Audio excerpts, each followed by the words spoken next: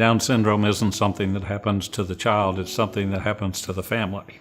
What Rainbows does is a very important function in the city of Wichita. These families, a lot of them have two working parents. They don't have, a lot of skills for taking care of a special needs child. And Rainbow steps in and gets them the help they need, either provides it themselves or aims them at some place that can provide it. Our fifth child, Timothy, was born with Down syndrome. It was a very uncertain time for both of us. I just remember being really sad and scared, not knowing what to expect. Our shock and that this was happening, turned to love. The one issue that we knew we were dealing with was a heart defect.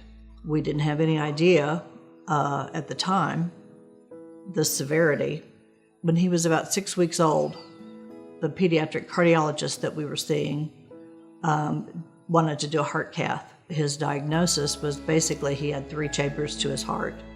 Luckily, Dr. Jody Galicia was a friend of ours, and he helped us research and told us about the Texas Heart Institute in Houston, and knew of a cardiologist there that he thought maybe we should see. Took Timmy down there for surgery, and he had surgery, and he was in intensive care.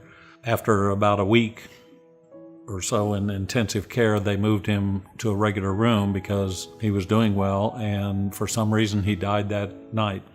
At the time, he was 5 months old, and of course the other children were looking forward to him coming home and being well. So that was very hard to go home without him. But the whole experience of being in Houston and of having Timmy left us with even more empathy for all the children and families that Rainbow served than we had before. It gave us a new appreciation of agencies that are out there to help families with children and special needs. We were in a situation at one point in time where we had no idea what our next step was. And Rainbows can help guide that next step, can help facilitate that next step. I think it's very important that everybody in this room get involved with Rainbows United.